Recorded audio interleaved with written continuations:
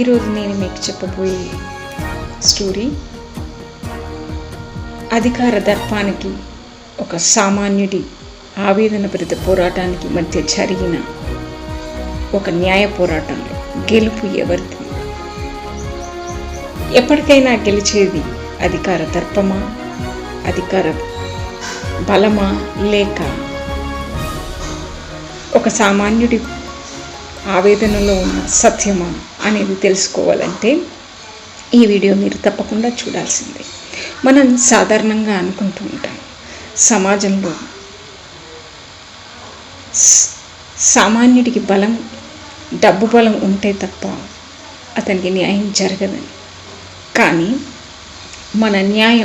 మన వైపు న్యాయం ఉంటే, మన పోరాటం స్వచ్ఛమైనదైతే, మన పోరాటంలో న్యాయం ఉంటే, ఎంతటి అధికారినైనా, ఎంతటి అధికార దర్పాన్నైనా, ఎంతటి అధికార బలాన్నైనా మనం న్యాయ పోరాటం ద్వారా గెలుపొందొచ్చని ఈ ఉదాహరణ మనకి తెలియజేస్తుంది.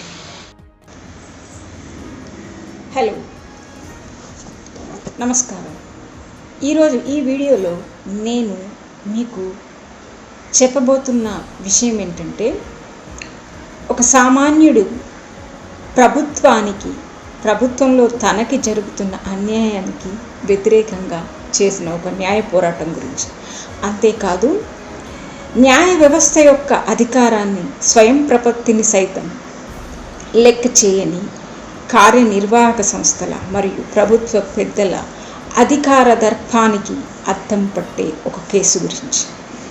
ఈ కేసులో మహమ్మద్ సయ్యద్ అనే ఒక వ్యక్తి, హైదరాబాద్కి చెందిన ఒక నివాసి, న్యాయంగా కారుణ్య నియామకాల ద్వారా తనకి రావాల్సిన ఒక జాబ్, తనకు రావాల్సిన ఒక ఉద్యోగాన్ని గురించి ప్రభుత్వ సెక్రటేరియట్లో, విద్యాశాఖ సెక్రటేరియట్లో ఒక దరఖాస్తు చేసుకున్నాడు. ఏళ్ళు గడిచినా తనకి ఎటువంటి న్యాయం జరగకపోవడంతో తిరిగి ఇక చివరి అవకాశంగా న్యాయ వ్యవస్థను ఆశ్రయించాడు. హైకోర్టులో పిటిషన్ దాఖలు చేశాడు. అతని యొక్క పిటిషన్ని క్షుణ్ణంగా పరిశీలించిన హైకోర్టు ఆ వ్యక్తికి కారుణ్య నియామకం ద్వారా అతనికి న్యాయంగా దక్కాల్సిన ఉద్యోగాన్ని అతనికి ఇవ్వవలసిందిగా ఆర్డర్ని పాస్ చేసింది. అయితే సాక్షాత్తు రాష్ట్ర హైకోర్టు న్యాయమూర్తి జారీ చేసిన ఆ ఆర్డర్ని కూడా లెక్క చేయని అధికార దర్పం ఈ కేసులో మనకు కనబడుతుంది. విద్యాశాఖ సెక్రటేరియట్కి 2023లోనే ఈ ఆర్డర్ అందజేయబడింది. ఆ విద్యాశాఖ సెక్రటేరియట్ గారైన యోగితా రాణి గారి దృష్టికి అది వెళ్ళింది. అయినా ఎక్కడ నిర్లక్ష్యం జరిగిందో, ఎవరి నిర్లక్ష్యం వలన అతనికి ఆ ఉద్యోగం ఇంతవరకు ఇవ్వబడలేదు. 2.5 ఏళ్ళుగా తిరిగి అతను మళ్ళీ హైకోర్టును ఆశ్రయించాడు. హైకోర్టు ఆర్డర్ని ధిక్కరణ చేసిన కేసులో మళ్ళీ తిరిగి అతను పిటిషన్ని అప్పీల్ చేశాడు. అయితే ఈసారి ఆ కేసు న్యాయమూర్తి అయిన శ్రీమతి మాధవీదేవి గారి గౌరవ బెంచ్కి వచ్చింది. జస్టిస్ మాధవీదేవి గారు ఆ కేసుని పరిశీలించి, ఎందుకు ఈ కేసులో ఇంకా సదరు పిటిషనర్కి న్యాయం జరగలేదని, ఉద్యోగం ఎందుకు ఇవ్వలేదని ప్రభుత్వం తరఫున హాజరైన న్యాయవాదులను గట్టిగా ప్రశ్నించారు. అందుకు ఆ న్యాయవాదులు, ఈ కేసులో ముఖ్య అధికారి యోగితా రాణి గారు ప్రస్తుతం అందుబాటులో లేరని, ఆవిడ నిజామాబాద్ పర్యటనలో ఉన్నారని, అందువలన కేసుని వాయిదా వేయవలసిందిగా వారు మాధవీదేవి గారిని కోరారు. కానీ మాధవీదేవి గారు అందుకు నిరాకరించి ఇమీడియట్గా మధ్యాహ్నానికల్లా యోగితా రాణి గారు ఈ కేసులో కోర్టు ముందు హాజరు కావాల్సిందిగా ఉత్తర్వులు జారీ చేశారు. ఇక తప్పేది లేక యోగితా రాణి గారు ఆన్లైన్లోనే తన ల్యాప్టాప్ని ఓపెన్ చేసి ఆన్లైన్లోనే కోర్టు ముందు హాజరయ్యారు. మాధవీదేవి గారు యోగితారాణి గారిని ఎందుకు ఈ కేసులో పిటిషనర్కి ఇంకా న్యాయం జరగలేదని, ఎందుకని కోర్టు యొక్క ఆర్డర్లు అమలులోకి రాలేదని, అతనికి జాబ్ ఇవ్వలేదని ప్రశ్నించారు. అందుకు యోగితారాణి గారు అంతేకాదు, మీకు నోటీస్ అందిన వెంటనే ఎందుకు స్పందించలేదని, మీ న్యాయవాదులైన ప్రభుత్వ తరఫున న్యాయవాదులైన సరైన సమయంలో ఎందుకు సమాచారాన్ని ఇవ్వలేదని, కోర్టుకి సరైన సమాచారాన్ని ఇవ్వలేదని ప్రశ్నించారు. అందుకు యోగితారాణి గారు ఆ విషయం తన దృష్టికి రాలేదని ఆ విషయాన్ని దాటవేసే ప్రయత్నం చేయగా మాధవీదేవి గారు తీవ్ర ఆగ్రహాన్ని వ్యక్తం చేస్తూ, మీరు హైకోర్టు రాష్ట్ర అత్యున్నత న్యాయస్థానానికి చెందిన ఆర్డర్లని ఈ విధంగా నిర్లక్ష్యం చేస్తే ఒక సామాన్యుడి దరఖాస్తుని, ఒక సామాన్యుడి అప్పీల్ని ఏ విధంగా నిర్లక్ష్యం చేస్తారు అని ఆవిడని సూటిగా ప్రశ్నించారు. అంతేకాదు, సాక్షాత్ హైకోర్టు ఇచ్చిన ఆర్డర్లను కూడా మీరు అమలు చేయకపోతే ఇంకా ఏ రకంగా మీరు ప్రజలకు న్యాయం చేస్తారు అని చెప్పేసి ఆవిడని తీవ్రంగా విమర్శించారని చెప్పవచ్చు. సో ఈ కేసులో ప్రభుత్వ అధికారులు తమకి పలుకుబడి ధనబలం ఉన్న పెద్దలకు ఎంతో చాకచక్యంగా ఎంతో తక్కువ సమయంలో పనులను చేసి పెట్టే అధికారులు ఒక సామాన్యుడికి ఎటువంటి అంగబలం అర్ధబలం లేని ఒక సామాన్యుడి విషయంలో హైకోర్టు అండగా నిలబడ్డప్పటికీ, హైకోర్టు ఆర్డర్ ఇచ్చినప్పటికీ ఆ ఆర్డర్ని లెక్క చేయనివని, ఆ ఆర్డర్ పట్ల నిర్లక్ష్యం మనకి కళ్ళకు కట్టినట్టు కనిపించింది. అటువంటి నిర్లక్ష్యాన్ని సహించని కోర్టు ప్రభుత్వ పెద్దలకు గట్టిగానే మొట్టికాయలు వేసిందని చెప్పాలి. సో ఇక్కడ నేను చెప్పదలుచుకున్నది ఏంటంటే, మనమందరం అనుకుంటూ ఉంటాం న్యాయం చట్టం అనేవి అందరికీ సమానం కావు.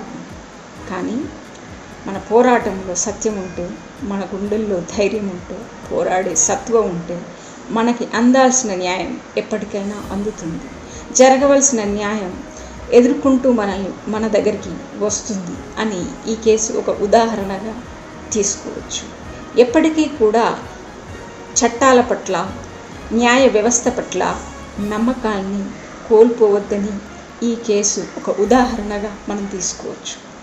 అంతేకాదు, నేడు సమాజంలో ప్రభుత్వం పట్ల, ప్రభుత్వ నిర్లక్ష్యాల పట్ల యువతలోనూ సమాజంలోని పౌరుల మధ్య ఎటువంటి చర్చలు జరుగుతున్నాయో, ఎటువంటి ఆందోళనకరమైన న్యాయ వ్యవస్థ పట్ల కూడా ఒక ఆందోళనకరమైన వాతావరణం నెలకొంది. న్యాయమూర్తుల్ని కూడా అనుమానించే రీతిలో కొన్ని సంఘటనలు జరుగుతున్నాయి. కనుక మనం చట్టాల పట్ల, న్యాయ వ్యవస్థ పట్ల గౌరవాన్ని కోల్పోకూడదు, నమ్మకాన్ని కోల్పోకూడదు. ఎప్పుడు సరైన మార్గాన్ని మనం ఎంచుకోవాలి. అది ఎప్పటికైనా మనల్ని విజేతలుగా నిలబెడుతుందని ఈ కేసు ఒక ఉదాహరణ. సో సామాన్య పౌరులు అంటే చదువుకోని వారి ఆలోచనలు ఎలా ఉన్నా, ఈ మధ్య చదువుకున్న వారు, విజ్ఞానవంతులైన వారి ఆలోచనలు కూడా న్యాయ వ్యవస్థల పట్ల, ప్రభుత్వ వ్యవస్థల పట్ల అపనమ్మకాన్ని మరియు ఒక రకమైన నిర్వేదాన్ని నింపుకున్న మాట వాస్తవం. కానీ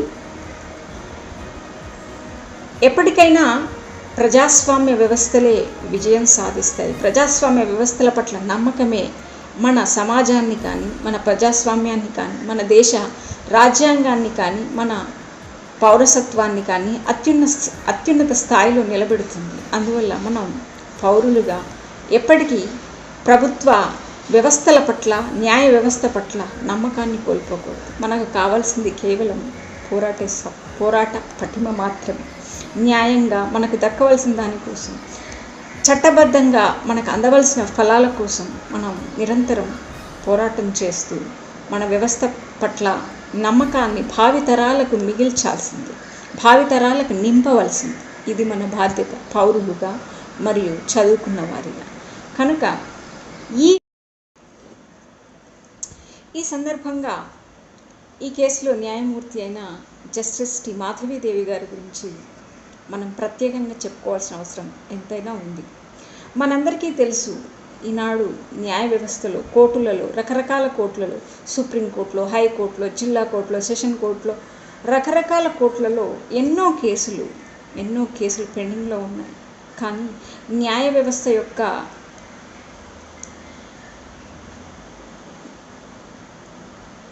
ఆ కేసులు ఎన్నో పెండింగ్ ఉన్నప్పటికీ న్యాయ వ్యవస్థ తన సమర్థవంతమైన అంటే సరైన సంఖ్యలో న్యాయమూర్తులు లేనప్పటికీ తన సమర్థవంతమైన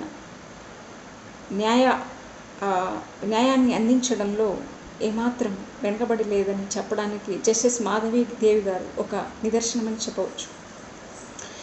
ఈ మధ్య కాలంలోనే ఆవిడ పేరు మీద ఒక రికార్డు నెలకొంది. ఆవిడ సుమారు 15 గంటల పాటు రకరకాల కేసులు వినడం జరిగింది, ఏకదాటిగా ఒకే రోజు. అదే రోజు ఒక కేసు మన రాష్ట్ర బీజేపీ నాయకుడి కొడుకు కేసు కూడా ఈ సందర్భంగా అదే రోజు ఆవిడ విచారణ చేపట్టారు. ఆవిడ యొక్క న్యాయ నిబద్ధతకి, ఆవిడ సామాన్యుడికి న్యాయాన్ని అందించవలసిన బాధ్యతతో కూడిన కోర్టు అధికారిగా, న్యాయ అధికారిగా తన యొక్క విధుల్ని ఎంత కమిట్మెంట్తో, ఎంత నిబద్ధత నిర్వహిస్తున్నారనడానికి ఇదొక ఉదాహరణగా చెప్పవచ్చు. మరియు ఈరోజు ఈ కేసు విషయంలో కూడా అది మాధవీదేవి గారి సమర్థతను, నిబద్ధతను మరోసారి గుర్తు చేసిందని చెప్పవచ్చు. Thank you. ఇలాంటి ఆసక్తికరమైన మరియు మన జీవితానికి ఎంతో ఉపయోగపడే మరియు మనకి జీవితానికి కొత్త ఆశల్ని ఇచ్చే ఇలాంటి విషయాల్ని, ఇలాంటి అనుభవాత్మక విషయాల్ని తెలుసుకోవాలంటే మా ఛానల్ని సబ్స్క్రైబ్ చేయండి. మీకోసం మీరిచ్చే ఒక లైక్, మీరిచ్చే ఒక షేర్ కానీ, ఒక కమెంట్ కానీ మమ్మల్ని ఎంతో ఉత్సాహపరుస్తుంది. ఇలాంటి విషయాల్ని మరింత మీ ముందుకు తీసుకురావడానికి అది దోహదం చేస్తుందని మీ యొక్క ఎంకరేజ్మెంట్ కోరుకుంటూ సెలవు. Ramadevi talks and tuts.